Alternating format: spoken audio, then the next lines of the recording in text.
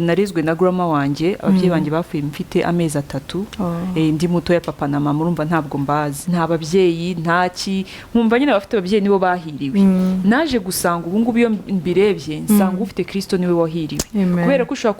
kuba ufite ababyeyi mu by'ukuri ntibanaguha ibyo Yesu yaguha ukarutwa n'utabafite ubwira Imana ati ndashaka yuko nyereka ikibazo nawe mfite muri jyewe ntoneka hakora uhanyereka niba hari ikintu nashyize mu buzima bwanjye nakurutishije uyu munsi uramutse ugitwaye nk'uko watwaye ibya Yobu byahungabanya relationship yanjye nawe kinyereka nyikoreho hakiri kare ni Hose igarutse mu kiganiro cya Shape to Shape twongeye kubasuhuza amahoro y'Imana bane namwe aho muri hose murindwe n'Imana abari mu muhanda abaryamye abicaye mwese amahoro y'Imana akomeze kubarinda turabashimiye cyane ntabwo nzareka kubivuga turabashimiye uburyo mutwitaho uburyo mudukurikira comment zanyu abanyandikira muri WhatsApp abakomanta kuri YouTube mwaba mudukosora mwaba mutwankuraja mwaba mutubwira ibintu ibyo ari byo byose turabyakira kandi bikatwankuraja tukarushaho kwiyameliora twongeye kubakira rero mu kiganiro cya Shape to Shape twabazaniye umutumirwa utandukanye uyu nguyu we ntasanzwe twabazaniye umutumirwa udasanzwe karibu Tani thank you Ardette turakwakiriye mu kiganiro cya Shape to Shape kubona umuntu ku myaka yawe abaye Shape ntabwo muri iki gihe byoroshye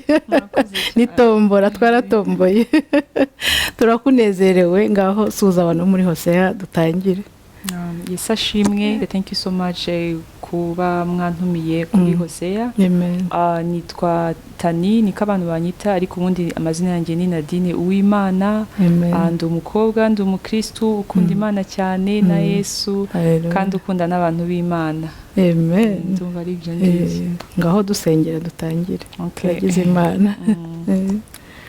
Witeka papa turagushima yuko wongeye kubana natwe turagushima yuko wemeye ko tuza hano kuri Hosea kuvuga kugira neza kwawe kuvuga imbaraga zawe kuvuga ubutumwa bwiza bwa Yesu Kristo mwami Imana turakwinginze kugira ngo uzubane natwe tuvuge ibyo ushaka ko tuvuga ujye mu mitima y'abantu bumva kugira ngo bumve mwami Imana icyo ushaka kuganiriza buri mwe wese icyo dushaka nuko ubwoko bwawe bukumenya abantu bawe mwami Imana bamenya kugira neza kwawe Witeka rero turagushima ukomeze ubane natwe icyubahiro ni cyo mu izina rya Yesu Kristo amen uyu munsi tuje kuvuga ibintu bidasanzwe urakoze kudusengera kandi turabizi ko Imana igiye kubana natwe ntabari twe izina ryawe ryo rihabwa icyubahiro amen twabazaniye Tani mu buhamya budasanzwe mu buhamya mutamenyereye kumva ariko buriya n'ibyo tuba tugomba kuvuga ngo abantu babimenye sibyo Tani yatuzaniye ubuhamya budasanzwe tugiye kuvuga ku muntu nibaza ko buri kategori y'umuntu wese ari bwiyumvemo tugiye kuvuga ku cyobo kiba ahantu umutima w'umuntu ashaka agerageza kuzurisha ibintu byose bishoboka ariko nticyuzure abura ikintu kimwe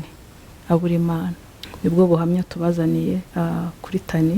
agiye kubabwira urugendo rwe hanyuma turagenda tuganira karibu Tani murakoze Ardette Imana ibaho umugisha reka mbere yuko njya muri témoignage ndibaza nabanza nkakora nka background like introduction nyine background y'ubuzima bwanjye n'icyo magambo make ngewe rero nkuko mubizi nitwa Tani nababwiye urugendo rwanjye rero ngewe navukiye muri famille navukiye muri famille idakijijwe itafite Kristo ariko nyine ifite indangagaciro za kinyarwanda famille ifite imico myiza nyine abantu b'imfura inyangamugayo navukiye muri famille inyangamugayo ariko nyine bitarimo Kristo rero ngewe narezwe na grandma wanjye ababyeyi banjye bapfuye mfite amezi 3 ndi muto ya papa na mama urumva ntabwo mbazi rero nkurana na grandma mu bana twabanaga na grandma ninjye wari mutoya grandma wanjye nyine yari umuntu mwiza amfata neza arandera mu rukundo ampa ibintu byose numvaga nta kibazo nkiri umwana ariko uko nagendaga nkura natangiye kujya comparinga like ubuzima mbayemo n'abandi wenda mu mafamiye mbona mbona cyangwa ahandi banatwiganaga bafite ba papa na mama none ugasanga nko kuri ku ma graduation muri high school ugasanga abana haje papa mama ariko ngewe nkabona ni umukecuru tubana bigatangira gutuma nitekerezaho nkiri umwana nyine nkabona biriya bintu nibyo byiza kuruta ibyo ndimo nkavuga ko disi kugira papa na mama ni byiza noneho ku buryo hari n'igihe kwa kuntu nyine ahantu nabaga numvaga hari igihe nyine ndi umwana najyaga ntekereza ko kugira papa na mama ari iby'abantu bakiri bato iyo umuntu amaze gukura batabafite uburyo naga nk'umuntu ufite nka story something afite mama na papa nkavuga mana yanjye kumva biri bizarre n'ibiki ariko nyine mu yandi magambo nyine naragiye njya muri internet nk'abandi kwiga none ntangira kumva abana bavuga Imana urumva haba harimo amagroupe ku ishuri usanga bavuga Imana bajya gusenga bagira gute nyine nkabyumva ariko nkumva nyine ni ibintu biri aho simbigemo cyane cyangwa ugasanga nk'umukozi wo mu rugo ni umuntu ukunda kuvuga ijambo ibintu by'Imana mu turadiyo ari gucuranga indirimbo z'Imana nyine urumva community dukuriramo byanga byakunda ugomba kumenya Imana kumva Imana nyine Imana ngewe ukuntu nayumvaga numvaga ko as long as ndi umuntu mwiza kandi Imana ntayihakana kwibaho that's enough nyangamugayo nkuko wari warakuze nkumva rero ibyo birahagije nkumva nta kibazo mfite noneho birakomeza gutyo kugeza igihe naje kuza muri Canada ku buryo nyiri no muri internet bwa nyuma bahaje n'ibintu byo kubatizwa nanjye mbatizwa gutyo nyine nk'abandi mu Kigali noneho maze kuza muri Canada rero niho urugendo rwanjye rwo gukizwa rwatangiye mfite 19 nibwo natangiye Imana yatangiye kujya inyiyegereza Imana yatangiye kujya inkurura noneho maze kuza muri Canada cyakintu nari narakuye muri Afrika cyo kumva yuko nza kujya ndeba nkabona abandi bafite papa bafite mama bagize gute nabonaga ariyo family iri complete nkabona ari byo bintu byiza nanjye nshaka kwachivinga muri future ku buryo nkigera hano muri Canada naricaye mfata umwanya wanjye njya muri retreat ndavuga ngo ikintu ngomba kuzageraho mu buzima na my number one goal actually kwari ukugira family nkavuga ni ngomba kuzashaka umugabo tukabyara abana tukaba bakire nkajya mbyana abana banjye ku ishuri nkajya picturing ndi kubyana abana banjye ku ishuri nkabona ni ibintu bitabaho ibyo utahawe ibyo ntahawe kandi bikaba biri perfect noneho ibyo byatumye noneho nkicara nkavuga ngo kugira ngo nzagere kuri biriya bintu binsaba iki ngomba kujya ku ishuri ngomba gukora ngomba kugura imodoka nyine bya bintu byose muri urwo rugendo ku buryo noneho na wa muntu tuzajya kubana nimubona azambona ndi perfect nta kizambuza kubigeraho nkavuga ni kwa ko nzi Imana ndi n'umukristo bizanyorohera noneho nkajya aho wari waramaze gukizwa nari narakishijwe ariko navuga ngo nari ntarahura na Yesu nibyo yindi uvuga uri umukristo nkumva ko icyaha ni ukunywa inzoga ni ukugira nyine bya byaha bigaragara inyuma ngiye numvaga ari byo byaha kandi sinabikoraga pe numvaga kuba ntakora biriya ndi umwana mwiza njya mu ishuri sinananiye ababyeyi ntabwo nananiye famiye nkumva rero nta kibazo mfite ibyo birampagije noneho rero aho nibwo naje gutangira urwo rugendo rwo kugera kuri bya bintu bizamfasha kugera kuri wa mugambi wanjye ubwo wumvaga ari byo bizaguha happiness nibona umunezero nari nabuze ijambo umunezero donc warebaga ufite papa na mama ukabona nibo bafite umunezero nibo baryoshye nibo abana nkabona nibo bafite umunezero nkabona nibo babayeho neza nkabona kuryo n'umuntu yajyaga arira cyangwa akagira ikibazo afite abafana bakavuga kusha umuntu arira gute afite inshuti zanjye zimeze gutya umuntu arira gute afite ababyeyi bo umuntu agira abafana mama ababizwa n'iki nkumva biraho by'ubutezi none numvaga ari cyo kintu n'aba bakene oya babakene sinabatindaga ufite papa na mama bakennye baciriritse nabo wabonaga bishimye uko biri kose wabonaga ari abantu banezerewe nabonaga ari abantu banezerewe nkavuga nti bikore ko kose at least afite papa na mama barabafite urumva ko kari agakomere kari ariko njye sinumva ko ari bikomeye cyane ko wowe wumvaga ari ibisanzwe mvuga rero kugira ngo mbone ikintu nabuze dore ibyo ngomba gukora nibi kuko ndi umuntu w'ama principe ariko nyine ndabikora ku buryo niyo nahuraga n'umuntu agashaka ko tudetinga navuga ngo n'umuntu ashaka kunkura mu mugambi wanjye ariko muri za principe wari nari narihaye ariko nari nsigaye mbyita ko ari umugambi w'Imana. Donc wari warabihaye izina. Nari narabihaye. Wumvaga kwiga ukarangiza. Nkimvaga niga nkarangiza. Icyo cyonyine hari happiness bizanzanira. Nagendaga building happiness. Kabona akazi keza. Nimbona akazi keza hari happiness. Ningura imodoka yanjye hari happiness. Ninkora nka saving hari happiness bizanzanira. None nzajya kugera ku rugo n'umugabo nibera mu ijuru. Nuko neza. Byabyewe warabishyize ku ruhande. Uri gushaka wo munezero wawe. Umunezero wanjye. Nkomeze rero urwo rugendo mu magambo make. Nkomeze urwo rugendo bya bindi nihaye mbigeraho. Njya ku ishuri ndiga ndarangiza ngira gute byose nyine mbigeraho byo nashakaga kubyo nakoraga nkiha amavakansi nkagira gute nkumva umutima wanjye nyine niba navuga ngo namahoro bari unyuzwe nayo bwa Imana imamara ko ndavuga namahoro nihaye wowe warabyisize ndako ari by'Imana mu bigendanyemo Imana tubibima ariko namahoro nihaye nibyo wari warihaye no kwiha morale pe nihaga morale ukabona birahari nta kibuze nta uri gusaba by'ababyeyi ntago bikiri important cyane warakuze ntago bikiri important numvaga nta cyo bakimbwiye cyane kuko kuri iki naje no kubona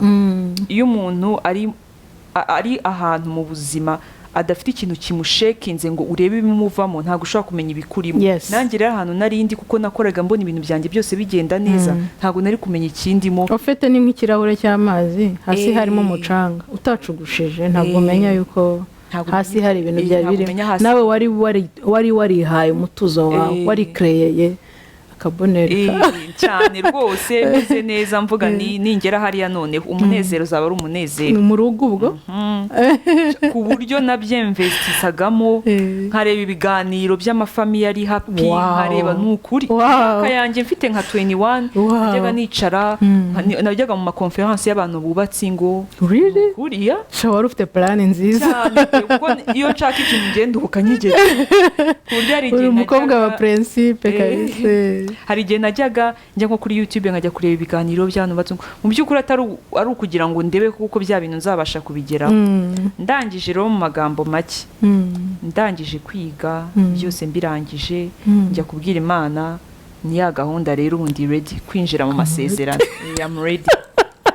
kwinjira muri ya masezerano wishyiriyeho amasezerano yihaye Imana irambwira ati ariko ni byiza ufite umugambi mwiza ariko ntago ari iki ari cyo ntabwo ariyo etape ikurikiyeho ngomba ko wari ugiye gusimbuka etape ati ngomba kubanza kugukiza ibikomere urakomeretse ijwi ry'Imana ryaraje gusanga ari kubwira ibyo bintu ijwi ry'Imana ryarambye ariko atari audible voice nk'uko turi kuganira gusa nyine ndabyumva muri njye ndanarota kuko mfite impano yo kurota Imana iganiriza mu nzozi rero ndanabirota Imana imbwira ati iki si cyo gihe ngomba kubanza igiye kunkoramo umurimo igiye kubanza kunkiza ibikomere noneho ngiye mbera nk'ubaye shocked ndavuga burya narakomeretse ntago bishoboka ngeze narakomeretse ni oya nimeze neza none se naba narakomeretse nkiga nkarangiza suko umuntu ufite ibikomere ari umuswa no mu ishuri arwaye depression ameze uko wa muntu w'indembe bakicaza mbega ari wa muntu sinzi ukuntu nabyita kandi wowe wakureba ukabona byose normal nkabona nta kibazo mfite abantu bakanambwira ati ni uri umwana mwiza uri iki avuga Imana n'ukuntu abantu bankunda ariko nyine Imana yo yarakurebaga inside noneho rero Imana ikimbwira ko igomba kunyiza ibikomere igomba kubanza kunkoramo umurimo ibyo byose niho numvise noneho yahisiba nk'urugamba niba navuga hagati yanjye n'Imana nahise numva meze nkaho ndakariye Imana ako kanya ndavuga Mana none na bya bintu ntajyaga nsohora kera kuko mbere nge numvaga Imana inkunda ntarageraho ariko maze kugera handi Imana itangiye kunkoramo umurimo ntangira kuvuga Mana uranyanga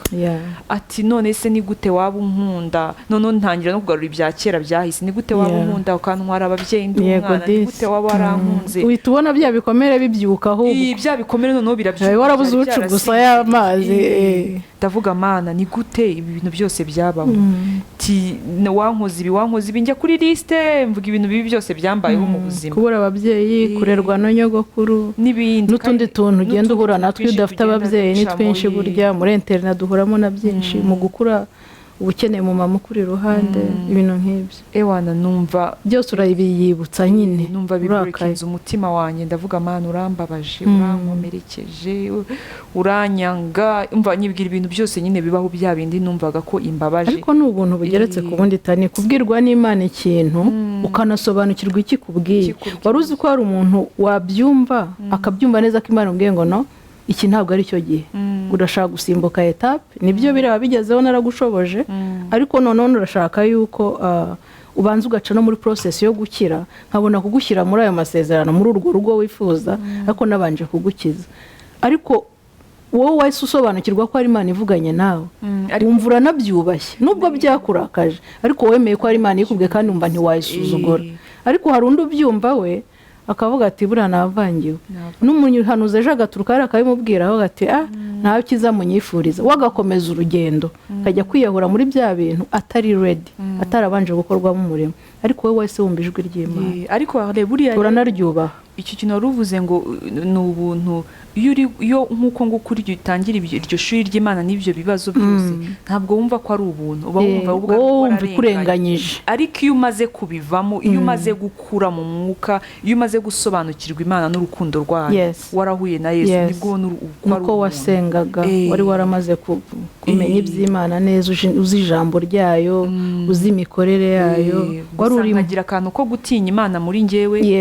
nubwo nanyuraga muri ibyo bibazo byose ariko hari ibintu nashobora kuba navuga kuko hari igihe numvaga bana bindenze pe avuga ni se kuko ntago nakuze nzi ibintu bya boîte cyangwa byo kunywa inzoga n'ibiki kurumva ngiye hari umugambi wanjye nari nifitiye principe ko bwa principe kandi urumva kugera kuri wa mugambi wanjye iyo nzanamo ibyo bindi byari kundindiza mu by'ukuri rero ku buryo hari igihe wicara ukavuga ati ibi ngibi nanjye nabikora ariko nakibuka ka kuntu ko gutinya Imana ugahita wongera ukigarura ndangije harya narindi kukubwira ukuntu wemereye ijwi ry'Imana rikakubwira ati this is not the moment ntabwo ari cyo gihe Imana kubw'urukundo hari n'ukuntu ifunga imiryango yose ikakwerwanya ikagushyira kure y'abantu ahandi nyine ugera ukabona nta yindi choice ufite usibye gutegereza ubwo biciye mu nzira za gute tuvuge nka kuriya nkundi imbere hari ukuntu agiraga aba roommate iki nyiri umunyeshuri abantu mubana mu nzu Imana ibanza kumbwira ati imukugende wibane ariko imbwiye ngo nimuke ngende nibane ndavuga ni buriya numva ni byiza nyine aho nimuka amasezerano azasohora ibintu nk'ibi ariko kwari ukugira ngo ubwo ni mbere yuko ikubwira ngo no ntabwo ari cyo gihe yarabanjira kwimura kuvana mu bantu imvana ku ruhande kugira ngo ibanze ibikore neza muri njyewe ndangije rero maze kwimuka ntangiye kwibana nyine nk'umukobwa mukuru nibwo natangiye kunyura muri rwa rugendo Imana ikambwira ati senga gutya ikagira gute mbega n'ibintu birebire ntajya muri detaye ariko rwa rugendo rwanjye n'Imana rwo kugira ngo nyize ibikomere umutima ukomeretse nk'urugero wenda Imana rigiye yambwiraga ati sengera iki cyangwa se ikanshyira nk'ahantu tuvuga ikampuza n'umuntu ibiri butume ya kamere yanjye izamuka kugira ngo uhite imbwira ati ntureba ko ufite ikibazo tuvuge nk'urugero nkaza nkahura nawe Arlette tukaganira ukankomeretsa utabizi kuko wowe ntabwo uzi ibikomere byanjye uzi ikibazo mfite ariko ukambwira nk'ikintu ngiye kikambabaza cyamara kumbabaza nkahita mvuga na Arlette ngiye guhita mukata ingofu mu buzima bwanjye noneho ugasanga ni ikintu kirepeta mu by'ukuri Imana igahita ikubwira ati ntureba ko ufite ikibazo nubona ko ari bya bikomere nakubwiraga ati wagombaga kumusubiza gutya ntabwo wagombaga kubwira gutya Arlette wagombaga kubigenza gutya wagombaga kubigenza gutya icyo kintu rero igenda inyuza mu bintu byinshi bitandukanye bijyanye na personality yanjye kugira ngo mpinduke aho ngaho rero niho naje niba navuga ngo nakozwe ku maso yego Imana yagukoze ku maso nivuga ngo mufite amaso ariko nimubona mu by'ukuri nibwo nakozwe ku maso ndavuga ntayakoze ko nshoboye kuba ntarina nakijijwe numva niho neza navuga ngo ndakijijwe ubona kamere neza irimo iragenda ipfa niho namenyeye definisiyo y'agakiza niho namenye agakiza ni iki guhura n'Imana ni iki kubohoka ni iki cyane mu kubabaza warariraga ugasenga usakuza ukabwira Imana turi gufasha umuntu ukabwira Imana ngo nkoze ibiki buriya hari umuntu uri kwiyumva mu bintu byawe wumiwe wowe ukuntu wabyemeye ntabwo dushaka abantu bagira ngo byaramworoheye hari ahantu byambucishije muri iyo nzu ari wenyine Imana yabanje no kumwihererana mu nzu niba navuga ngo ni ukwiranga bya ngiye ngo ukorere umusaraba wawe naravuga nimenya ari wo wa musaraba Yesu yavugaga uyu niwe wanjye byari biremereye cyane rero kuko hari igihe nyine usenga ariko noneho bikamera nkaho atari bya bindi uvuga ngo ugiye kubanza ngo wihane ugire gute oya nkajya imbere y'Imana nkicara nko muri salo nkarira nkavuga Mana ibi n'ibi uri wenyine nkamenya nkaho turi kuganira n'umuntu nkarira nkayibwira ibindi ku mutima noneho nkayibutsa ibyambabaje byose guhera nkiri umwana ukayicyurira nkavuga ni Mana uri ko byagenze gutya cyagiye byari bimeze gutya nari imeze gutya bigenda gutya mbega nkafata liste nkayibwira nkarira narangiza nkajya kurangiza numva umutima wanjye waruhutse nkahita mvuga yo Mana umbabarire uzi ko burya wanankoreye ibi none nkatangira kuyishima nta muntu turi kumwe nkaryama gutyo ku buryo wasangaga hari nk'ikintu natangiranye uwo mwaka cyangwa mu kwa mbere nkazajya kugera nko muri December cya kintu cyaragiye nta muntu waje akambwira ya kamera yarapfuye nta muntu wambwiye ngo iyi kamera irapfuye ngo icyoya gusa ngiye nkavuga nawe ukitangarira nkavuga ko uko kera umuntu yambwira gutya nkasubiza gutya none byagiye he bya bintu nkasanga bya bintu byarahindutse urwo rugendo rero nirwo nanyuzemo Imana ishepinga nigiyemo amasomo menshi niga ikintu cyo gushaka Imana ku giti cyawe kugira Imana yawe kandi ibyo byose byakubagaho uri mu itorero ndi mu itorero nsenga njya gukorera Imana ibyo byose ari amahoro nta kibazo mfite ku buryo tutari no guhura ngo umenye ngo wenda mfite igikomere cyangwa ariko ya relationship yawe n'Imana mwenyine akaba ariho utakira Imana nkavuga Mana iki kwakira ubushake bwawe birasharira ariko nyuma birahemba ni byiza nyuma iyo umaze uko igenda igushepinga niko igenda ikuzuzamo ibyayo utangira kwihanganira ibyo utihanganiraga aho hantu abantu bahata umwanya katuhatindeho gatoya abantu bahata umwanya tuvuge n'umukobwa nawe yagize urugendo nk'urwawe yarakomeretse ariko ntabwo abizi ko yakomeretse sibyo bigeze kuri etape arabiridinza ubuzima bwe ariza ararangije ashatse akazi biraciyemo byose bigenze neza abonye fiyanse barafiyansanyije maybe amezi maybe umwaka maybe imyaka ingahe byangiza bikaburekinga bigapfa uwo ni wa wundi utabashije kumva ijwi rimubwira ngo iki ntabwo ari cyo gihe wowe wumvishije ijwi mbere y'uko ubyinjiramo ibintu by'amarorasiyo ubyinjiramo wabanje kumva ijwi ry'Imana uranaryubaha nubwo ryakubabaje ugakubitika aho hantu ariko wararyubashye urafurena uricara ngo none uranshakaho iki aho wamerewe ugira ibi n'ibi noneho ubu n'ibi ngo ngaho rero mpindura dukomeze nyine ibyo ushaka guhindura bihindure vuba kora muri microphone vuba tugende ariko nigendere so akabona ubukwe burapfuye bwari bugeze ku munota we wa nyuma kabisa biri hafi akavuga ngo Mana uranyanga ibi ni bicyo nkoze Mana kuki wemeye ko ibi bintu bibaho akanirwanira agatera imigero agakubita akagira ibiki ariko mu by'ukuri Imana yamushyiriho stop ambwira ngo uretse nkurikije uwo nifuza kuzabaho nkurikije kuzajya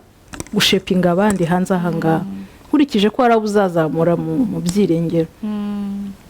hagarara ahangaha mbanze ngukize hagarara mbanze nkomore ibikomere hagarara mbanze nkuvure nkomore nkubohore neza noneho winjire muri biriya bintu ushaka maybe suriya kuko Imana yiturebera kure suriya ariko hari undi nakugeneye kandi wabanje no kuba shaped neza cyangwa ariko igihe kinini kiragera exactement cyangwa niwe ariko stop igashyiraho kafure kabisa ugakumva ugasanga atinze aho hantu arwana n'Imana byo gufasha igihe kingana iki kurwana n'Imana nanjye byamfashe igihe ariko si kirekire cyane ariko byamfashe igihe bitewe paraporo y'igihe nari narishyiriyeho nabonye byarantindije byamfashe igihe kubera ko ubundi igihe nari umuntu utanagira kwihangana mu buzima bwawe ibintu byo kwihangana ku buryo na 10 minutes uzirengejeho umubidana ariko icyo kintu byanyigishije ikintu cyo kwihangana patience yaje muri njyewe niga kwihangana niga gusubiza ntababaye niga mbega mu buzima buri ufite kwihangana n'ibindi byose biraza ariko byagufashe nk'igihe kingana iki byafashe nk'igihe kingana n'imyaka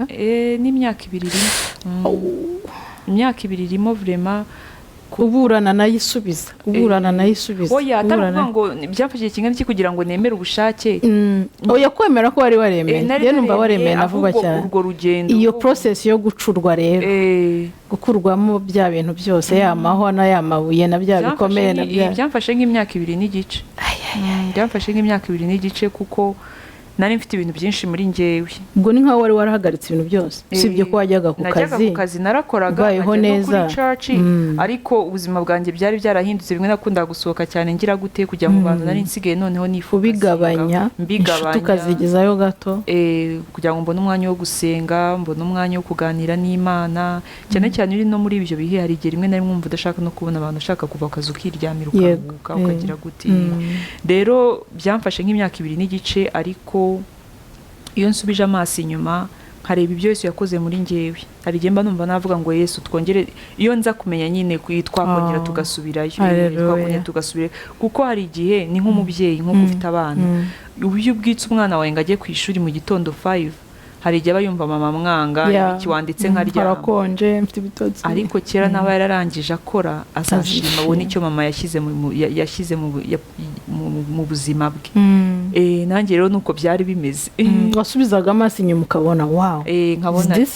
cyangwa n'undi muntu ukabona hari ibintu byinshi byahindutse. Hari ibintu byinshi byahindutse mu buzima bwanjye, ni naho navuga ngo numviye koko urukundo rw'Imana nyakuri. Cyacyo bona nifite muri njyewe cyo kuvuga ibyo twari turiho, nta babyeyi ntaki, nkumva nyine abafite ababyeyi nibo bahiriwe. Naje gusanga ubu ngubu iyo mbirebye nsanga ufite Kristo niwe wahiriwe, kubera ko ushobora kuba ufite ababyeyi mu by'ukuri ntibanaguha ibyo Yesu yaguha, ukarutwa n'utabafite. Ushobora kuba ufite ababyeyi akaba aribo bagukomeretsa kandi aribo bakagukunza, ibyo byose birashoboka, ariko ufite Kristo muri we niwo uba ufite ikintu gikomeye. Cyacyo bucyange rero nari mfite mu mutima wanjye, Imana yaje kucyuzuza. Imana inyuzuza urukundo, hahandi hari ijambo rivuga ngo ibyarindamo byahindutse igihombo. Nanjye rero hari igihe ubu ngubu ndeba nka bya bintu washyiraga imbere, yigo si bibi nta n'icyo bitwaye, ariko ntubishyire imbere cyane bikaruta Kristo, ni bibi cyane, byabaye indamundi. ubu rero hari igihe mbere bya bintu nifuzaga muri future kuzageraho, n'ibiki ni byiza nzabigeraho, ariko nkasanga ntibigifite imbaraga nabihaga nka mbere. Nkumva Kristo niwe ufite imbaraga, kandi kubakira kuri Kristo, ibintu imigisha yindi wabona igeretse kuri Kristo ni byiza, ariko iyo ije idafite Kristo ni kwa kundi nk'ibyo bavuga, ugasanga umukobwa ari kudetinga, ubukwe burapfuye ku munota wanyu, uzi ko umuntu yaniyahura cyane. Hari ababigerageza, ushobora kwiyahura kubera ko niho yarashyize ibyiringiro bye byose. Bivuze rero ngo ibyo byose biza ari inyongera. hari n'umuntu ujya kubona ukabona ari mu rusengero ariko arashaka gukavaringa hose, buri departement arashaka kuyibamo, ntabwo arwiyambitse, ari hariya ukabona wagira ngo ni ishyaka ryiza, ariko hari ikintu arimo ameze nk'aho ari guhunga. ubushake bw'Imana bwaranze ko bwakira, ngo yicare Imana imukore mu murimo, akamura biratoneka cyane akurikije wenda n'ibyo abayemo n'ubuzima abayemo, aho ati ibi bintu ngomba kubicika mu buryo bundi. Kabona arakora cyane, arashyiramo imbaraga, akumva komplima zituruka ibumoso, iburyo, imbere, inyuma. Ubikora neza, wa mupapa uritanga, wa mukobwa ukabona afite courage kubera ayo magambo ari kubwirwa. Hari ahantu ari kuza agasa nk'aho amwomora bitewe n'igikomere we, wenda si uko yapfushije ababyeyi, wenda n'ikindi gikomere afite, wenda ni mu rugo atemewe, wenda ni umuntu wigeze kumukomeretsa, nta jambo yahawe nk'uko yabyifuzaga, none ukabona ari gushaka gukavaringa ikintu kitagaragara inyuma, n'abantu babishima ko yitwara neza, ni umukozi w'Imana, ariko we ntabwo azi ko yakomeretse, ntabwo azi ko hari ikintu arimo arashaka guhaza ariko kidahaga. Buriya rero hari igihe abantu benshi usanga bafite ibikomere. Hari igihe umuntu avuga ngo umuntu akomeretse akumva ko gukomereka ari wa muntu se tuvuga ugira amahane, inzoga nyinshi, ufata drugs n'ibiki. Hari ukuntu tubifata nabi, tubifata neza ukavuga ati uriya muntu niwe ukomeretsa bimeze gute, ariko rero buriya ibikomere abantu benshi hari igihe baba bakomeretsa, ariko ibikomere byimanifesta mu buryo butandukanye. Urugero nk'uko wavugaga, hari umuntu ushobora kugenda akajya mu bintu bya church akabyirundumuriramo, mu by'ukuri atari uko akunze Imana cyane, bikaba ari ayikunze biringaniye, akaba yajya muri church 24/7 ariko mu rugo atahiko, kubera ko ameze nk'ufite icyo ashaka guhunga, ntashaka kwitekerezaho, kandi wenda mu rugo nahagera barashaka kumucuguza kwa kundi twavuga gucuguza ikintu kirimo kikagira rero akahantu ashaka ati abantu bashaka kunkora ahantu ntago mbishaka nta patience ugasanga undi ari mu kazi ugasanga yewe arakora amanywa nijoro ariko n'umubwiye ngo wicare mu rugo ntuzamwe ngo wicare mu rugo n'isaha nabwo kamera mfite nk'aho afite ari icyo agunga tani yaba ameze nk'uri guhunga Imana Imana itaza kumuganiriza kuko Imana ica muri ba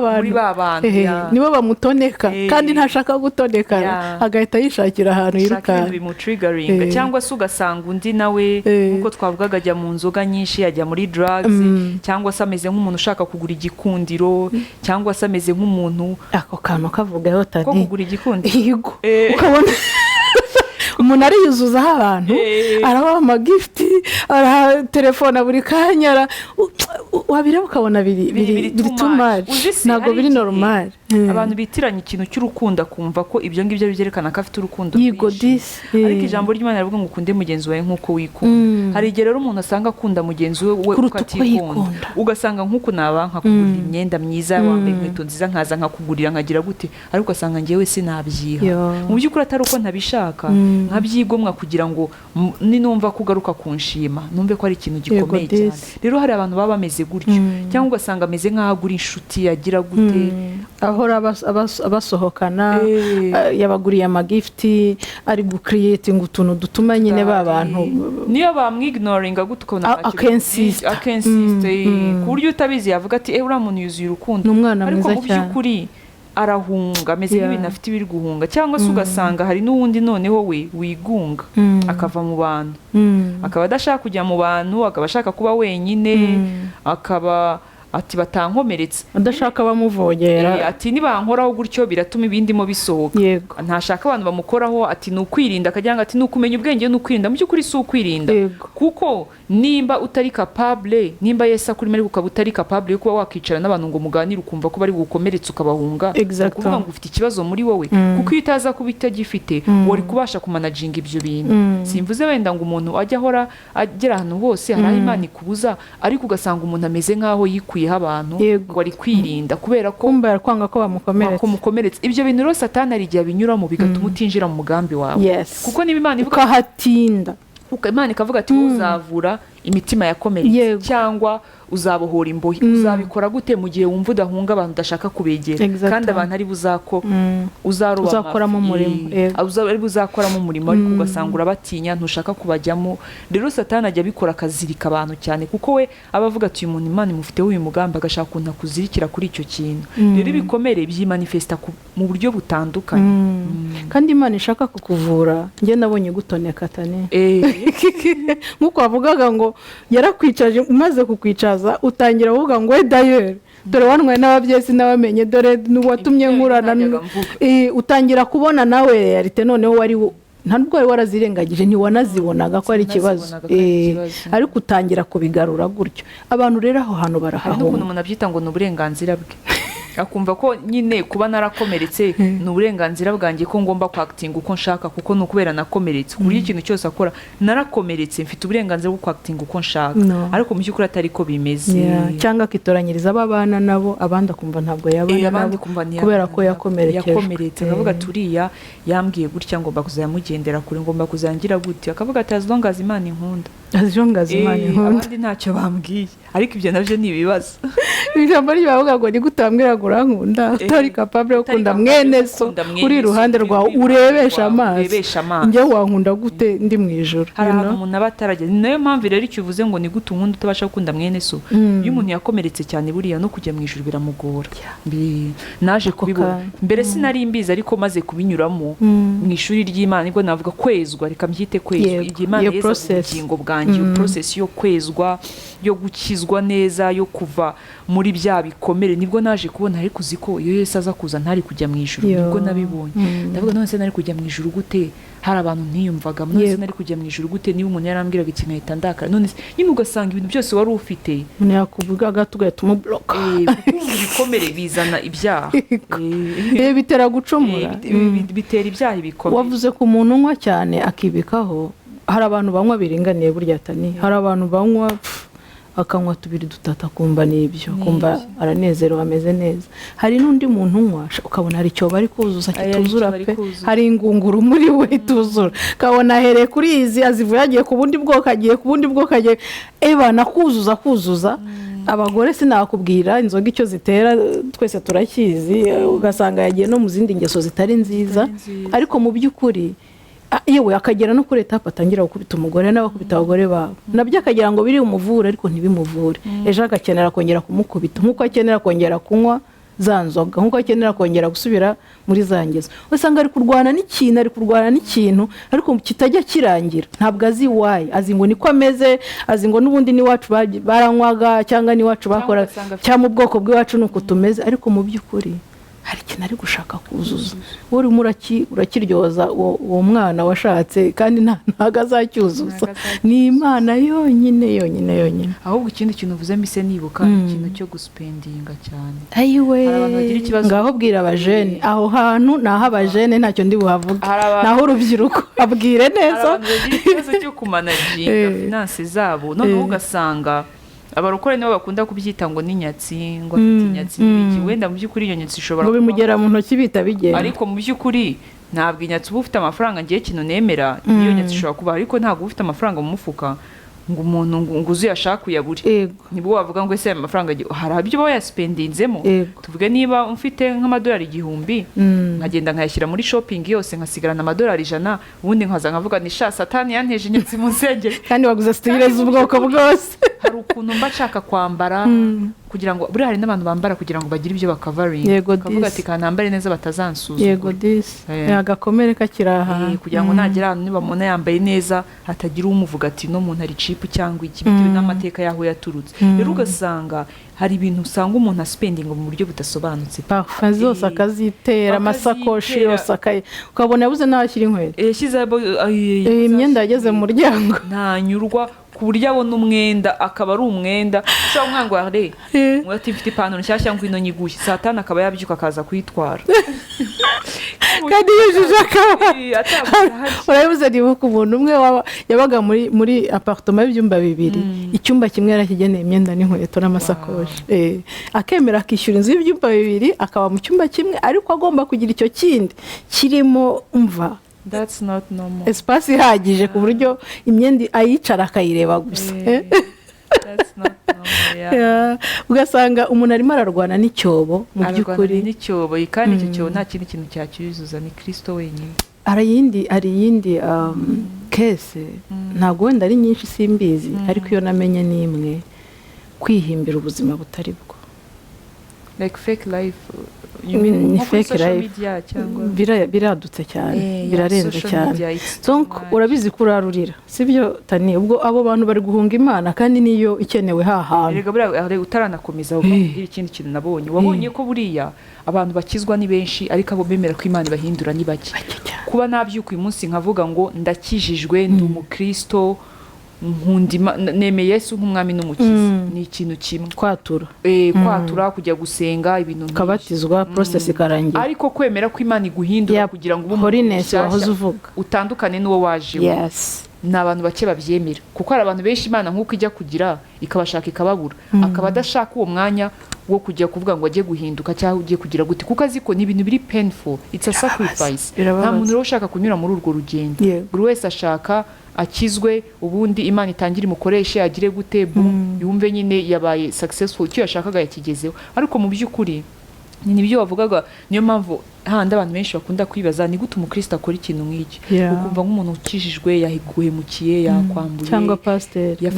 nabo bibabaho muri iyi minsi bisigaye bibaho cyane. Mu by'ukuri ni kwa kundi umuntu hari ingeso aba yaranze ko zipfa muri we, none akajya gukora umurimo zitarapfuye, akumva process nta mwanya yabonera iratoneka cyane. Imana igukunda rero avuga ati ibyo abandi nohereje umurimo bakoze narabibonye, icara aho banze mbanze ngucure neza, icara mbanze gukore mu kandi gold kugira ngo burivemo gold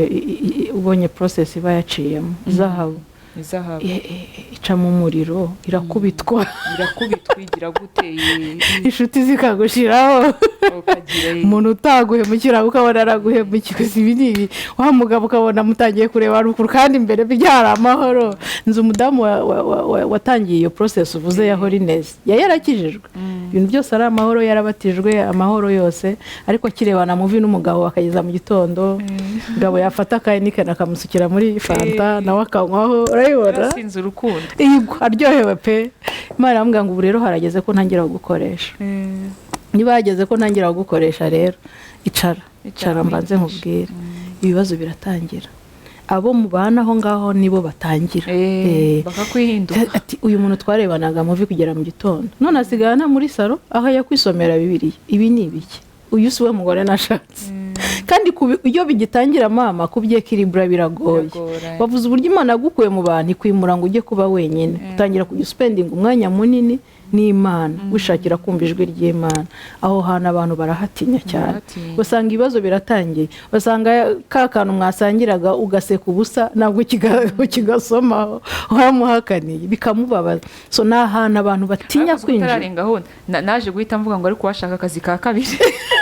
ko mfite akazi kamwasha akazi ka kabiri kajya nkora amanywa n'ijoro ntibyazatuma ariko nyine komeze nabonye ko oya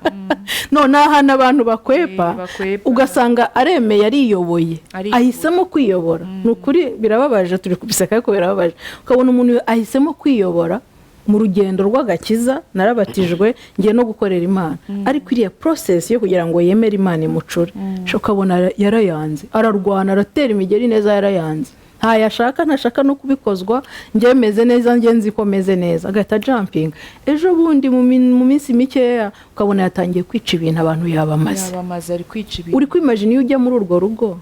reka tubivugisha ukuri, iyo uza kujya muri urwo rugo ugifite izo principe zuzuyemo muri wowe gutyo, mfite amafaranga, mfite amashuri, I'm beautiful, nta gikomere mfite njyewe, igikomere cyiheze. Umuntu wakomeretse se ariga asa neza, urabibona. Ntabwo ndi depressive, ntabwo ndyamye mu buriri, ntabwo kubera iki se ngomba guca aho hantu. Umutipe wa mbere yaza ukabona ibintu byose bimeze neza, ugahita wakira ukemera. Urwo rugo ari kurujyamo rugasa gute? Nta kubeshye rero, nkurikije uko mbere numvaga bizajya bimeze neza, ariko ubu ngubu iyo nsubije amaso inyuma nta na kabiri nari kurumara. Ubona bari kurusenya minota umva nta n'iminsi ibiri nari kurumaramo pe, kuko nari kujya mbona ari ufite ikibazo. Ntabwo nari kubera ko hari ibintu njya mbona nkavuga ko se reba ukuntu kera nari imeze. Uretse n'urwo rugo ndavuga nabwo se abarumeti bo byagendaga gute, wabashoboraga gute ni kwa kundi nyine usubiza amaso mu kuvuga atari kubura abarumeti bo twabanaga gute. N'ubuntu bw'Imana akotane ubwo n'ubuntu bw'Imana ntimukabifate for granted. Twebwe ntabwo ari ayo mahirwe twayageze, kamvuge twe mu myaka yacu nk'abantu bakuru twe twaragiye tubigwamo dukiriramo wikiriramo tani. Umugabo niwe wavuga umugore n'umugore akavuga umugabo neza. Imana ibona buri muntu icyo ashoboye. Ivuga ati tani ntiyari kubishora ariko Arlette we yabishobora. Kwinjiramo ariko ngiye kabona ari kuitubonga ati hanze gira ngo noneho ufite n'ubuzima nta kibazo ufite nsohokera mbirahaga. Twe twarukiriyemo umuntu ashaka kubona umuntu yicaye muri maze imyaka 17 nubatse, umuntu ashaka kubona wicaye muri shape turimo uravuga ati utwana twikige twabaye gute, ariko wareba ibintu wacanyemo n'umuntu wawe muri kumwe ukavuga biya bintu yabishoboye gute, yanyihanganiye gute, cyangwa namwihanganiye gute. Bishobora kuba vice versa, namwihanganiye gute kubera iki mwanyuranye muri kwa gushaka Imana, mwanyuranye mu guhondwa, mwanyuranye mu gukamurwa, mwanyuranye mu Imana igufiteho umugambi ntago wayicika. Ubwo bari kubyumva kumva story turi kurakonta, ariko wahamagawe icyo wakora byose uwahamagawe. Uza kandi kanayise mbona ibyo twavugaga nyine byo kwemera Imana ikagushaping ikagira gute, ikacugusa ukareba ikivamo muri wowe cyari kikurimo abantu batabonaga. Ni nk'ira story ya Yobu. Yego twavugaga buriya nabonye ko Yobu yari yubatse neza muri kubera ko yaza kuba tubatse neza yari gusenya kuko ashobora kuvuga ati hari umuntu ushobora kuba ufite umugabo cyangwa umugore afite abana afite ubutunzi nka kuriya kwa Yobu, ariko yaranakiranukaga byose byonyine ashingiyeho mu mutima we, ku buryo Imana iramutse ibikozeho gatoya yahita asenya yakiyahura cyangwa akava ku Mana cyangwa umugore we bagatandukana. umugore yasambwe ati wayitutse ukipfira n'ubundi ko ntacyo usigaje, ariko akemera kugumana nawe. bivuze rero ngo Yobu hari ukuntu yari yarubakitse neza muri we. ni handi iyo tunyuze mu bigeragezo cyangwa ibibazo byerekana uburyo twubakitse muri twebwe. iyo rero bigushekinze bikabona wava ku Mana cyangwa se wasenya cyangwa wagiye ikintu kibi, Imana ni igihe kizi bikubwiye ngo reka ngukoremo umurimo, urabona ko ufite ikibazo muri wowe, hindura urufatiro rwawe wari wubatse ku musenyi noneho ubaka ku rutare. ndeba n'inkuru ya Yosefu, buriya njyanye muri Bibiliya, twageza mu gitondo. ndeba n'inkuru ya Yosefu, nawe yagiye aca mu bintu kuva ari umwana mutoya nkawe, agenda aca mu bintu bimukubita bimuhutaza. abavandimwe baramwanga, baramugurisha, amujugunya ahantu, agurwa n'abanyamahanga, agirirwa ubuntu cyo kora, agirira igikundiro ku mwami n'ibiki, kugeza aho umugore w'umwami ashatse kumugusha aranga. yari inyangamugayo marigre ibyo byose byaba byaramubayeho, yari inyangamugayo, yari azi n'Imana, ariko ari muri prison yarahatinze pe. iriya prison yayitinzemo pe. ye nibaza ko yari ari kubashepte. yari ari kubashepte n'abantu bahuriyemo ngo abasobanurire inzozi, barangije bavamo baramwibagirwa, kandi babaze wagiye kumuvugira ku mwami kubera iki? wa mugambi w'Imana. ariko ntiyidogera Imana, araguma agira ibyiringiro, agatakira Imana. Imana nibaza ko ariho yamuganirije cyane, yamuhaye inzozi, yamutraining. nyuma aza guhura n'abavandimwe, burabyibuka. aho rero niho ubona niba warakize cyangwa utarakize. niwe uvuga ati reka mbishyure ibyo mwambaye. usiko ngo yagiye inyuma ya rido, nk'uko yagiye inyuma ya hariya, ngo ararira, aribuka ibintu bamukoze, kandi arobrije yo kubababarira. ari muri position nziza, niwe wenyine wabafasha. arangije arahagarara ngo arabanza ararira arahogora, ngo arangije araza arabahobera, ngo arabwira ngo ntabwo ari mwebwe, buri Imana yarabakoresheje kugira ngo ngere aho mba ndahangaha. iyo mutankorera biriya wenda sinari kuba ndahangaha. rero iriya process tubwira abantu bayemere, tubwire abantu bayemere. iriya holiness, iriya gura gushaka gucurwa, birababaza ariko bigira umusaruro. birakenewe ku mukristo. nicyo gihe cyiza cyo kwezwa k'ubugingo bwawe, kuko n'ubundi ya the end goal ni ukujya mu ijuru. yes, uravuze ngo icyo gihe iyo ubireba waribaza se nari no kujya mu ijuru, se byari kungendekera mbite. icyo gihe numvaga nkijijwe, ariko iyo nsubije amaso inyuma nkavuga ni Imana urukundo inkunda, ni uko itemeye ko mpfa cyangwa ngo intware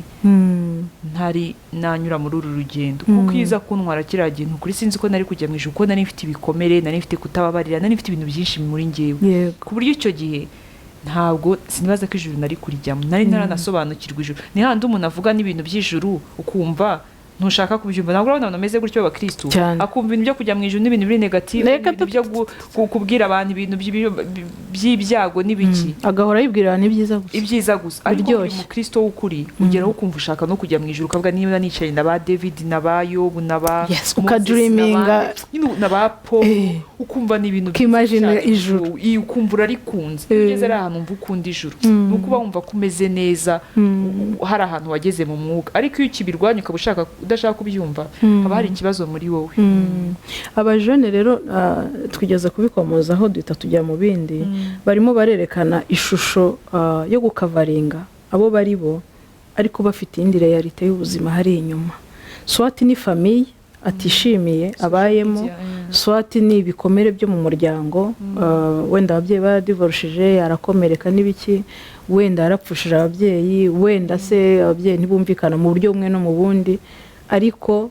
za selfie zikaba za selfie za Instagram, agapostingaho ibintu fake life, akamakiya, akambara neza bya bindi style byose, ariko inyuma ararira umusegari uza agahinda ke, inyuma atavugana na famille. yewe hari n'ababajya mu nsengero, warubizi haba n'ababijyana mu rusengero akabasenga, abantu bose bamubona aseka ari umwana mwiza, ariko atemerera abantu bamusura, atemera abantu baza kumuvogera, wagahora ahurira nabo mu kigare n'ukuri. reka tubwire abajene, aba youth iri kutwumva, urubyiruko ruri kutwumva, fake life ntabwo ishobora kukubakira. kuko umugabo uzakureba akagukundira muri ya social media, sibyo? umugabo uzagukunda akagukundira muri ya Instagram, muri ya Facebook, muri za zindi zigezweho zose nge ntabwo nzizi, akagukundira hariya, azakundira iya shusho abona. tutavuze makiyaje, no tuvuga umukobwa uri sociable, umukobwa uzi kubana, umukobwa uhora aseka, umukobwa ariko hari indi life ubayemo. So byiza ni ukwemerera Imana ikagukoraho. Erega ntabwo bivuga ngo umuntu atajya mu bwigunge, gusa ni wasohokana n'inshuti zawe, ahubwo ubu ni nabwo wasohoka mufite confidence, umvura na happy akantu kangana gutyo karanezeza. ushobora kuza gusura nk'uwamaka kaji nkumva ariko kera numvaga nshaka ibintu byinshi, nkumva it's never enough. Nkahora numva umuntu kumpa yampa nk'ibintu byinshi cyane nabwo ntibinezeza, ariko ubu ngubu akantu gato karanezeza, kuko ukanabasubiramo ubabwira amagambo n'ababubaka, ubagira inama wenda nabo zabafasha. Gira ikintu ubwira abajene Tani, gira ubwira umuntu nta nubwo ari abajene gusa, n'igihe umuntu aba ari muri mariage ariko nyine bira twahoze tuvuga uri fakinga, wereka abashyitsi guprovinga abantu ko I'm doing good. I'm doing good kandi urapfuye urarangiye. Turavuga ibyo tuzi twaciye. Buriya rero navugaga nk'icyo kireze cyane muri iki gihe, cyane cyane nko social media, kuko dusigaye tubonera ibintu byose, ugasanga nyine umuntu ntago like ibintu yerekana ntabwo ari by'abamo, ku buryo hari n'umuntu rwose ushobora nko kwandika ugasanga wenda ari nko muri Afurika, ugasanga wenda ari nko kukubwira ati wanyoherereje amafaranga mfite iki kibazo, ariko hari ubuzima ubayeho kuri social media ukabona ahubwo niwe wari ukwiye kuyakohereza. Kuvuga se ko mbona ahubwo ari ubayeho neza kurusha. Cyangwa se ugasanga umuntu ameze nk'aho ashaka guprovinga abantu ko I'm doing good, I'm happy, akanabyandika aposting ibiryo byose yariyeho muri restaurant, ya foto yerekanye. Wenda ari n'ubikunda ariko yimereye iyo personality ye, ariko ntabwo turi kujudginga abantu, ariko hari n'igihe usanga kenshi aba ari emptiness afite muri we, ugasanga arararira. Ukibaza rero ikintu nabwira umuntu umeze gutyo, mu by'ukuri ibyo bintu ukora ntacyo bizakumarira, kukwerekana fake life, kukwerekana ibintu utabamo, ukararira ukagira gute, ibyo ntabwo byagukiza igikomere. Hari n'igihe umuntu ya buildings icyo kintu ahita yumva yuko ameze nk'ari umuntu bahanganye bari gukompitinga, mwereke ko meze neza, mwereke ko nshoboye, mwereke. Ariko buri ikiza ni ukwicara ukabwira Imana, ukabwira Yesu uti nkiza ndaremerewe, nkiza, kuko Yesu w'ikiza cyo ntaga kujudginga, ntaga ajya kubwira abantu ngo uyu munsi yaje kuntakira ngo araremerewe. Oya, uramubwira ati Yesu nkiza ndaremerewe, ibibazo biranyishe, mfite agahinda, nereka abantu ibyo ntabamo. Iyo umwegerere ibyo ukayibera honest, ukaba honest n'Imana, ukicara hasi rwose ukiganirira na papa, ukiganiriza pe, kandi Imana irabigukiza ikagukuramo ibyo, ndetse na ya life wa dreaminga kugira nayo irayiguhereza. Erega Imana irabifite, ijambo rye riravuga ngo izahabu n'ifeza byose ni ibyanjye, ubutunzi bwose ni ubw'Imana. Ariko ikibishaka nuko iguhuri muzima, ni umubyeyi, ntabwo wakifuza umwana wawe kumuha ibintu ukamwambika neza ariko ababaye arwaye, ubizi neza ko arwaye. Cyakenera icyo uha priority ni ukumuvuza, ni ubuzima. Biravuga reka manze muvuze, nayo matoys nzayamugurira, arakina ariko akina ari happy yakize. N'Imana rero nayo ishaka ko n'ibyo ngibyo wabitunga ariko ukabitunga uri muzima, uri muzima mu bugingo, uri muzima mu marangamutima, wubakitse neza. N'Imana kuko iyo wubakitse neza n'ibyo bindi ubasha kubigera. Iyo wubakitse neza ubasha nawe kubaka ubwami bw'Imana. Burya biragora kubaka ubwami bw'Imana ariko utubakitse neza muri wowe. Ubu bya bintu uhaga priority wumva uharanira, wumva wabisubiramo noneho, wumva noneho uri ready, cyangwa uracyashaka kwinjoyinga Imana? Oya, njyewe numva ukuntu bimeze, kwenda kankuye nk'urugero kugira ngo abantu babyumve neza. Tuvuge kera nashaka nko kujya muri resto, cyangwa nkaba ndi kumwe n'umushiti wanjye nzi ko nambaye neza, iyo ntifotozaga ifoto ngizi imeze nk'uko nyishaka, nahitaga mvuga ngo I had a bad day, ku buryo twasha no kwicara muri restaurant nakifotoza ifoto yaba nziza, umva niyo twataha tutariye numvaga ndi happy. Icyo nashaka ifoto nziza ndibushyire kuri social media, abantu bakambwira ngo mumva that's enough. Ariko ubu ngubu sinkubeshye pe, nshobora no kwifotoza iyo foto nziza kuko ngiye nkunda kwifotoza, ntacyo bintwaye. Ariko numva niyo nagenda iyo foto nifotoze sibe nziza, ntabwo ikintu biba bimbwiye. Mba numva yaba nziza itaba nziza, nkumva ntabwo ari ibintu byansitaza, nkumva si ibintu nyitindaho nka kera, ku buryo nyine byenda bavuga ngo ibyari indamu yanjye byamindukiye igihombo. Nyine bya bindi nyine nahaga numvaga ari byo ndi gutagetinga, mbibona nk'ibintu bicaho gutya, numva ari ibisanzwe, numva ari ibisanzwe, numva atari ibintu. Restaurant wayijyamo, modoka nziza wayinjoyinga, ntabwo turi kubwira abantu ko umuntu ahita w'umuturage uraguma ukabyinjoyinga n'ubundi, ariko noneho Kristo ari we wafashe ahanini. Noneho ikindi usanga icyanjyanagamo si cyo kikinjyana, inyungu zakujyanagamo. Mbere ubundi najyanwagamo no kuvuga ngo ngire icyo nuzuza, kwimpressiona, kwishimisha, kwinezeza. Ushobora gusohoka n'umushuti wanjye nk'uko tukicara telefone tugashaka tukanazizimya, mukaganira ibintu byiza cyane. Ariko ubundi twabaga tuganira umwe ameze gutyo ndameze gutyo, nta witaye ku wundi, muri social media tugafata amaselfie ubundi tupostika ubundi tukagenda ngo we had a good day. Mu by'ukuri nta n'uwabashije undi kibazo tukazakivuganira kuri telefone, ariko ushobora kwicara n'umuntu tukaganira 2 hours, ukanahava umuhaye umuti, umuhaye umuti cyangwa muhanye umuti, mujyana inama nziza mugiranye. Yewe numva n'urugo ubu ngubu uri ready kwinjira. Imana imubangutse, numva uri ready, numva waratunganyijwe, warabaye chef. Niba ugeze ku rwego ushaka kwicara nawe kumva washepinga abandi, tani ni ukuri shahara aho ugeze. Buriya ngiye hari n'ikintu naje kubona, akenshi umuntu atanga icyo afite, kandi na bya bindi sindagera muri mariage sinabivugaho cyane, ariko mfite inshuti zubatse, mfite n'abagenzi banjye bari single, hari n'ama relationship menshi nzi ukuntu ameze. Rero mbona uko umuntu agenda ameze, uko umuntu abana n'undi ameze, ibyo arimo ntabwo ujye mvuga wenda ngo ninza kubana nawe ngo hari ibindi bintu biri magique bizaza bikabaho ngaho. Icyo njyanye nicyo nyine, nawe icyo uzanye nicyo kizekwa, icyo uje kubiba nicyo kizakura. Rero hari igihe umuntu akenshi aza afite nkaho ari impampa areta azampibiyaza, ariko ukaba umeze nkaho udafite icyo uzatanga kubera cyacyo, umera nkaho bayi disappoint kubera cyacyobo. Ugasanga urugo rwaranze, ibintu byose muhora mwitana ba mwana, muhora mushinjanya, mugira ibiki, ati namushatse nzi kazamberi bazangira gute. Ariko kandi ahubwo kakubwire n'akandi kantu. Hari ahantu nageze ndanje mbwira Imana, ndavuga rero Mana, muri urwo rugendo maze kubona ko nta yindi nzira, gahunda no kwicara Imana ikanyigisha. Ese vuga maze gutuza, ndicaye ndatuje, mbabarire ko nitindije uduki utwaye n'utwaye. Ndanje mbwira Imana, ni Mana, nari mfite dreams zaine naravuze nti umugabo nzashaka azampibiya zankorera ibizagira gute, ariko nahise nicara mbwira Imana, ni Mana, ni gahunda rero, bya bintu byose nashakaga mu mugabo ari wowe ubima. Ni ubime, n'ubu gahunda zirahindutse. Ewana ndasenga Imana irankiza ibikomere, igira gute, ku buryo bya bintu numvaga nashakaga mu muntu bimwe Imana yarabimpaye, ibindi nasanze nta gaciro byari bifite. Nasanze ari amarangamutima yanjye yarakomeretse, numva nduzuye, numva Imana inyishije urukundo. Ndavuga naho ubwo Mana wampaye umuntu nanjye nkamukiza, umuntu nkamubwira inama, atavuga ngo umuntu wakomeretse, ariko ukumva muri we wuzuye ibintu muri wo, kuvuga ati niyo mpamvu uri gushepinga rega none nta muntu tutabana, leta twabana, abantu bose nabashobora kuko narakize. Buryo wakize ibikomere kandi ufite Yesu muri we, nta muntu muri isi kandi ubasha no kurondora umuntu ukomeretse, uramureba ugahita umumenya, iyo kuko uba warahaciye ubuhazi, uvuga ati uriya muntu akeneye ibi n'ibi.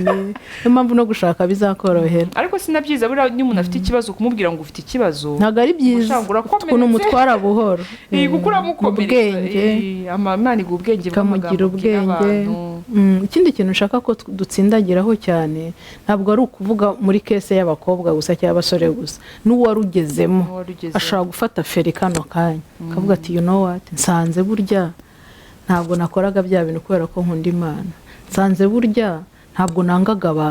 abantu ntabwo aribo bari ikibazo, kumbe ninjye wari ufite ikibazo. Nsanze burya ya myenda na bya biki hari ahantu bituzura, mpora mbishaka, ni nka kakayoga twavuga, ya nzoga burya menye ko nta kinigi mfashe, kuko ndabyuka nkakenera n'indi,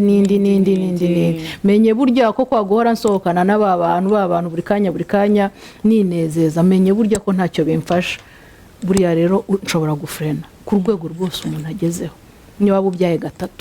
niba waba ubyaye 5, ushobora gufrena ukavuga ngo you know what, nanjye Mana gaho nanjye nyihererana, utangire utera agatambwe ko gushaka Imana, utera agatambwe kuvuga ngo Mana ndi hano. Hari ahantu ubona biri wrong, sibyo ra? Hari ahantu uri kubona biri gupfira, ese ni ishyaka ryinshi, ni bikomere, ni iki? Ndondora umenye. Nk'iryo sengesho nkunda kurivugaho cyane, ndondora umenye. mbwira niki kintera ko mpora uzi ko mugani ntajya nicara hamwe ngo mfate akanya nitekerezeho cyangwa ninjo ingabo mu nzu yanjye biriya bintu biri normale umuntu atangire yirebe yishakisha. Niyo mpamvu ibiganiro nk'ibi ngibi Imana yemera bikabaho, tukazana abantu babaye shaped mu bintu mu buryo butandukanye. Ni ukugira ngo umuntu ahageze waba uri umupapa ubyaye 5, waba uri umumama, waba uri umukobwa utararwinjiramo ugize n'amahirwe yo kubyumva utararwinjiramo, byaba ari byiza gufata fero ukavuga ngo nsanze burya nari naramaze abantu ariko mbarenganya, buriya ni njye ufite ikibazo, none Mana ndakwemereye, reka ngushakiye akanya, ndakwemereye nkoramo umurimo. Bavuze ngo biratoneka, bavuze ngo birababaza, ariko kugira ngo nkomeze mbeho ubuzima gutya nzarinde nsaza nanduranya cyangwa nzajye mu rugo rwanjye kwanduranya, nabyitaga urukundo nibeshya. Kumbe uzi ko abantu baba mu rukundo akamera nk'umusirikare namere gaje kuguha urukundo akamera nkaho yaje kugucunga, ugasanga n'urugero umugabo cyangwa umuntu undana cyangwa umugore yakigira hanze gatoya, urihe ugeze mbega byo kuri ukagira ngo ni keya bakobyita sana telefone yawe akavuga ati ni keya ndi kugwamba ngira ngo numva aho uri, mu by'ukuri ni uri insecurity afite muri we zo kumva ko aragiye sinabasha kuba ngiye nyine naze, mbega ugasanga yahindutse nk'umupolisi mu rukundo. Rero abantu benshi baba bameze gutyo na kandi ijambo ry'Imana riravuga ngo Yesu yaravuze ngo mpagaze ku mubiri ndakomanga ntukingura ntunangire umutima. Nawe rero numva ijwi ry'Imana ntunangire umutima. Hari igihe abantu bumva iryo jambo rimwe na rimwe bakagira ngo ni ku bapagani, ati ku muntu ushaka kwakira Kristo, ariko buri ijambo ry'Imana ryose rikora ku muntu wese. Hari igihe urigeraho indi revelation uko waryumvishe bwa mbere ukaba ritari rikakubera rishya. Ni rero ushobora kuza rivuga ati marika ko werekana ko ukijwe ariko ari igikomere ufite, nyemerera nze nyigukize. Kandi kugira igikomere si icyaha, ntabwo ari icyaha, ntabwo ari ikibazo. Yesu nibyo byamuzaye, ibintu byose yakoze hano mu isi byari ukubohora no gukira. Wabigizemo uruhare gukomereka, ariko gukira ubifitemo uruhare gukira, kugira ngo bwa mbere kubw'inyungu zawe, kubwo kubaho unezerewe, kubwo kubaho wumva ubanye n'Imana neza, n'ikindi no gufasha abandi. Hari igihe dushaka kujya gufasha abandi ariko mu by'ukuri twebwe dukwiye gufashwa bwa mbere. Umugambi wacu hano ku isi, ijambo ry'Imana avuga ngo ntabwo Yesu yatinze kugaruka nk'uko benshi babyibwira, ntabwo yatindije isezerano nk'uko benshi babyibwira, ngo ahubwo arindire ko hakizwa benshi. Ntabwo yifuza ko hari n'umwe urimbuka. Imana yatanze umwana wayo Yesu ku musaraba kugira ngo dukizwe, tuzabone ijuru, tuzabona ubugingo. So ntabwo yifuza ko hari n'umwe warimbuka. Niyo mpamvu igumi twihanganira itinze isezerano, iritinze. Niyo mpamvu tuba turi gutanga ubuhamya nk'ubu ngubu, kugira ngo aho ugeze fata feri. Nubwo waba uri umukozi w'Imana, nubwo waba uri mu murimo w'Imana, fata feri uvuge ngo ngiye kuba mvuye muri aba bantu gato, ngiye ku musozi, ngiye muri basement, ngiye mu cyumba, ngiye kwifungirana, ngiye kwitekereza. Uvuge ngo Mana, what do you think? Ubona ngukwiriye, ubona ntaramaze abantu, ubona kwiherera biri normale, ubona uyu mushihure uri normale, ubona ukuntu ninjira ntanga amategeko aho ngeze hose biri normale, ubona ukuntu mpora mu bigare niruka ntajya nicara hamwe biri normale. Wisuzume ubwire Imana ngo ndondora. Imana ishobora guhindura umuntu. Ubona kukwigunga ari ubwitonzi cyangwa mfite ikibazo. Buriya hari no kwigunga cyangwa guceceka ariko mu by'ukuri bitari ubwitonzi. Abantu bavuga ngo uriya mukobwa aritonda cyane, kumbe atinya kamukomagura, kuko umukondo atinya gukomagura adahita agira, adahita asimbuka, atinya gukomagura adahita asimbuka akatumira bunguri. So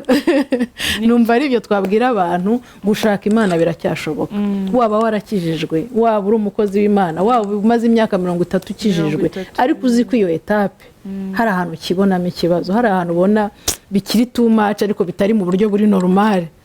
haba hari impamvu. So dushaka Imana bigishoboka kwibonwa, niko ijambo ryawe rivuga. Tani turagushimiye. Kandi hari kandi nakongeraho, hari n'abapagani nk'ubwo wenda bari kureba cyangwa batarakira Kristo, abatarakira Kristo ijambo ngo abapagani ari gihe kumvakira kubombariza kumva ni ikintu kirebera. Batarakira Kristo wenda nabo bari kurikirana ikiganiro bakavuga ati se wenda nibyo abakristo gusa, ubusenge utarakizwa, nawe ushobora kuba ukomeretse utarakizwa. Ikintu cya mbere no kubanza ukakira Yesu, kuko anything ntabwo ukeneye kubanza kujya muri church ngo umwakire. Nawe ushobora kuvuga ati Yesu, numvise bavuga ko Hosea, ndagushaka nanjye ngwino mu mutima wawe. Ubundi ugatangira urwo rugendo rwo kugenda ukira, urugendo rwo kwezwa. Erega ushobora no kudakira ibikomere ariko kwezwa kuko iyo umuntu avuye mu isi hari imyanda myinshi aba yaranyuze ugatangira urugendo rwo kwezwa Imana ikagusanga n'uwakijijwe akicara akavuga ati Mana numvishe ikiganiro ariko sinzi niba nkomeretse sinzi niba abandi bafite ikibazo cyangwa ari njyewe ndashaka yuko ubwira Imana ati ndashaka yuko nyereka ikibazo nawe mfite muri njyewe ntoneka hakora uhanyereka niba hari ikintu nashyize mu buzima bwanjye nakurutishije uyu munsi uramutse ugitwaye nk'uko watwaye ibya Yobu byahungabanya relationship yanjye nawe kinyereka nyikoreho hakiri kare